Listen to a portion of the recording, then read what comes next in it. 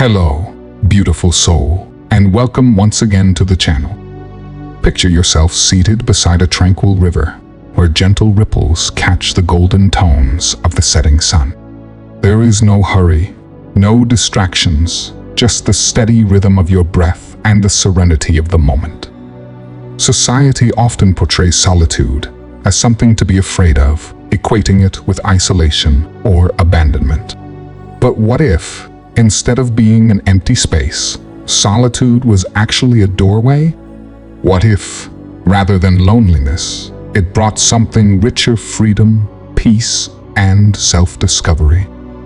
From a Buddhist standpoint, one of the greatest causes of suffering is attachment to external validation. We spend much of our lives chasing approval, longing for connection, and dreading separation. But true contentment doesn't stem from the number of people in our lives. It emerges from the depth of the relationship we nurture with ourselves. Old age is not a phase of social depletion, but a time of personal liberation, a sacred transition where the mind and heart are finally free to return to their natural state. This path isn't about rejecting companionship. It's about embracing solitude as a profound guide. Let's explore why aging is not about losing, but rather about rediscovering the deepest essence of who we truly are. As time passes, our values naturally transform. The things that once seemed urgent, the desire for companionship, social standing, and constant interaction, begin to fade. In youth, friendships often help us define ourselves, providing a sense of belonging. But Buddhism teaches that the self is ever-changing, and the identities we cling to are merely constructs of the ego. At a certain point, the pursuit of belonging shifts into a longing for something else: peace. Friendships in our younger years frequently serve as mirrors, reflecting back who we believe ourselves to be. We collect relationships as if they were trophies, convinced that the more we accumulate, the more complete we become. Yet, as we grow older, something profound occurs. We start questioning whether all this external noise is necessary at all. We come to understand that true fulfillment doesn't come from being surrounded by people, but from how deeply we can sit in stillness with ourselves. The urgency to always be engaged, to reach out, to be acknowledged, these impulses soften. In their place, a quiet contentment begins to take root. No longer do we feel the pressure to prove ourselves, maintain appearances, or fill every silence with conversation. Instead, we embrace solitude, the crisp morning air, the slow unfolding of a flower, the weight of a well-loved book resting in our hands.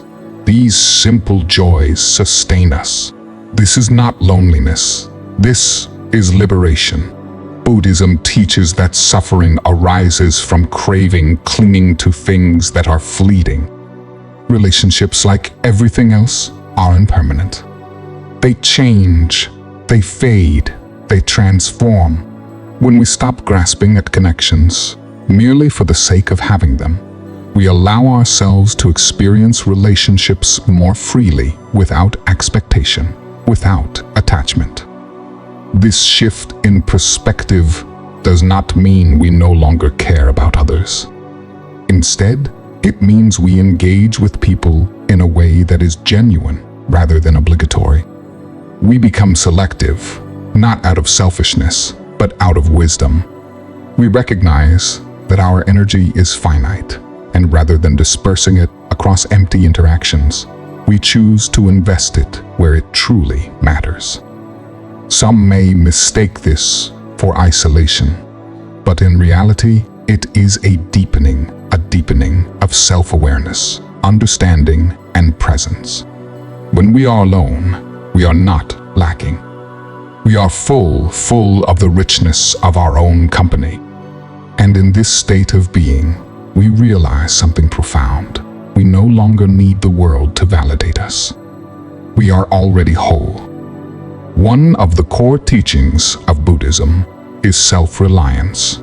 The Buddha himself left behind his palace, his family, and his wealth to embark on a solitary journey toward enlightenment. He understood that attachment leads to suffering. As we age, we come to see that much of life has been spent seeking to please others, conforming to societal expectations, maintaining friendships out of duty. But now, old age grants us permission to release these expectations. We no longer need to rely on external relationships for validation.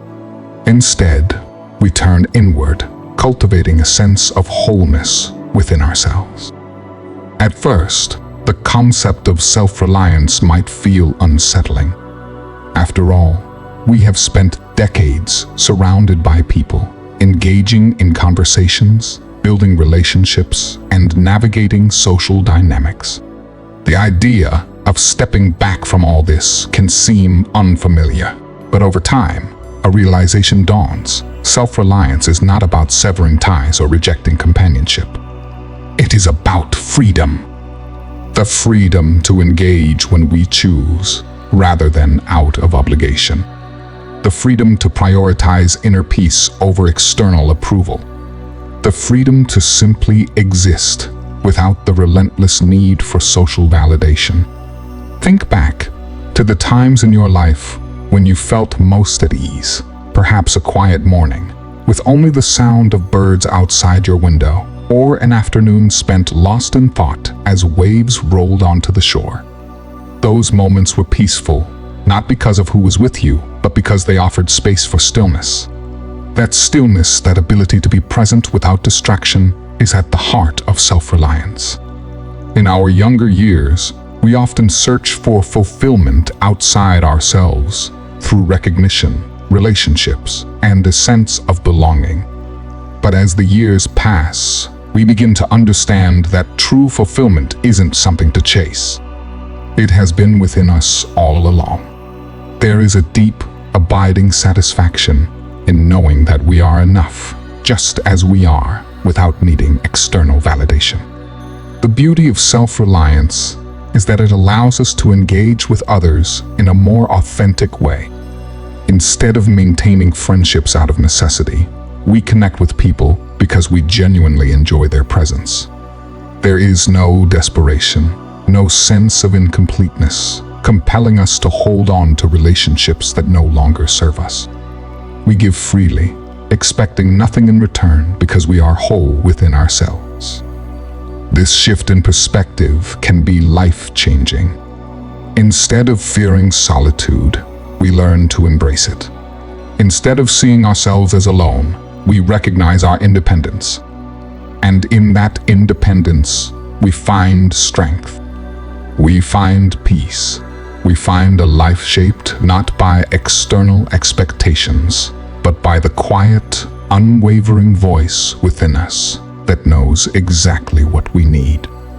Self-reliance in later years is not about isolation. It is about liberation. It is about realizing that everything we once sought outside love, peace, understanding was always within us.